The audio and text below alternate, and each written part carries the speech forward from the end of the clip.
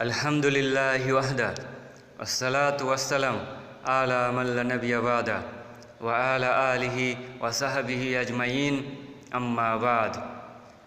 Fa'udhu billahi minash shaitanir rajim, bismillahir rahmanir rahim. Wa atun nisaa sadukatihinna nihlatan fa in tibna lakum an shay'in minhu nafsan fakuluhu haniyam mar'iya. Rabbi shrah li sadri wa yassir li amri wahlul uqdatam min lisani yafqahu qawli. Rabbi zidni ilma. My respected elders and my dear brothers and sisters, I welcome all of you with the Islamic greetings. Assalamu alaikum wa rahmatullahi wa barakatuh. May peace, mercy and blessings of Allah subhanahu wa ta'ala be upon all of you. Today, the topic of my short talk is standard beggars.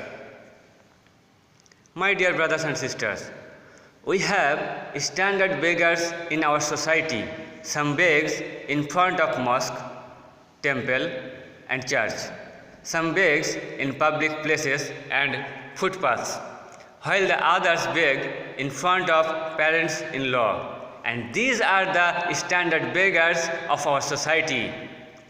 These are the beggars who silently accept the donations given by their parents-in-law.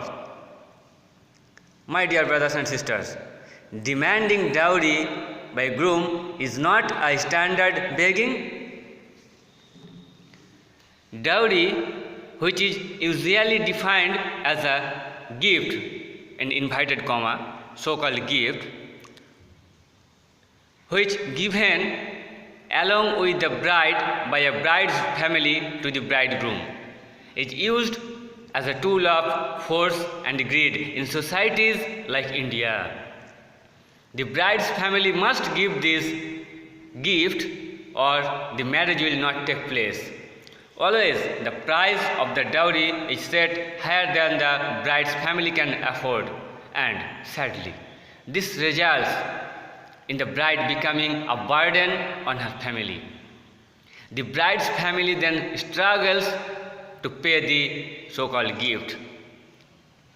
The practice of dowry given from the bride to the groom will only destroy the relation and society. It seems to be in imitation of ancient Hindu culture in which daughters were not given any share in the family property, but were given payments, part of which might be in the form of household goods as a measure of compensation. To an extent, dowry is responsible for many other social evils like female infanticides, killing of female babies immediately after birth, early marriage, various sorts of domestic violence against women, bride burning, and so on and so forth.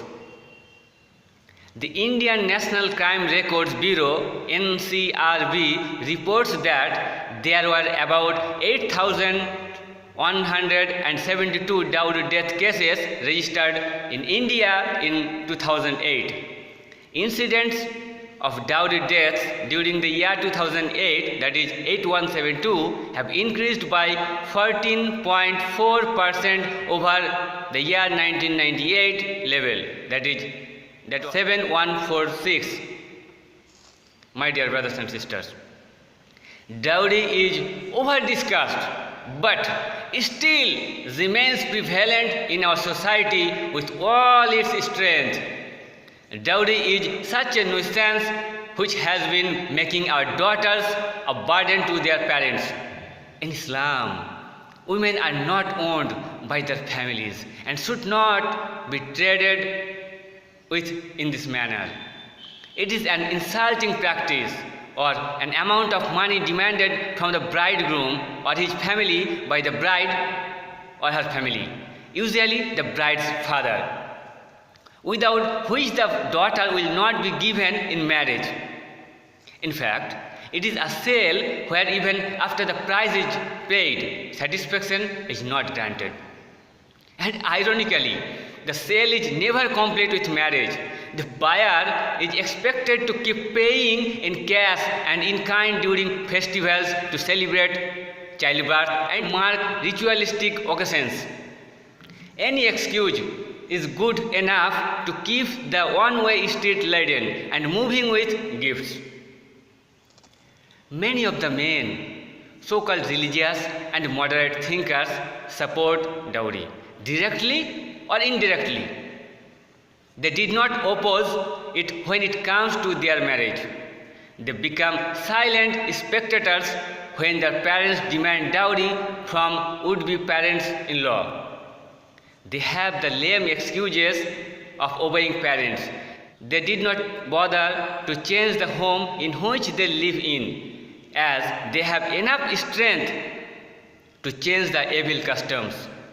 They disobey their parents in so many things which they should not, and when it comes to obey Allah and the Messenger sallallahu alaihi wasallam, they realize of obeying parents.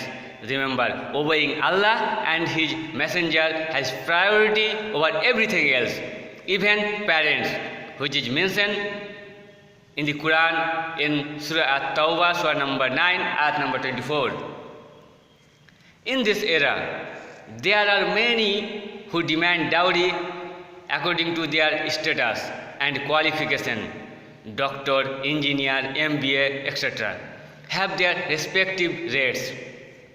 In Islam, demanding dowry is completely prohibited. Even cannot hint of demanding dowry. On the contrary, man should compulsory pay meher to would-be wife. The glorious Quran commands men to give the required meher in Surah Nisa, Surah number 4, Ayat number 4, and give the women on marriage their dower as a free gift. But if they, of their own good pleasure, remit any part of it to you, take it and enjoy it with right good cheer. It further says in the verse 19 of the same Surah, Surah Nisa, it says, O you who believe, you are forbidden to inherit women against their will, and you should not treat them with harshness, that you may take away part of the meher you have given them, unless they commit open illegal sexual intercourse, and live with them honorably. If you dislike them, it may be that you dislike a thing, and Allah brings through it a great deal of good. My dear brothers and sisters, we have standard beggars in our society.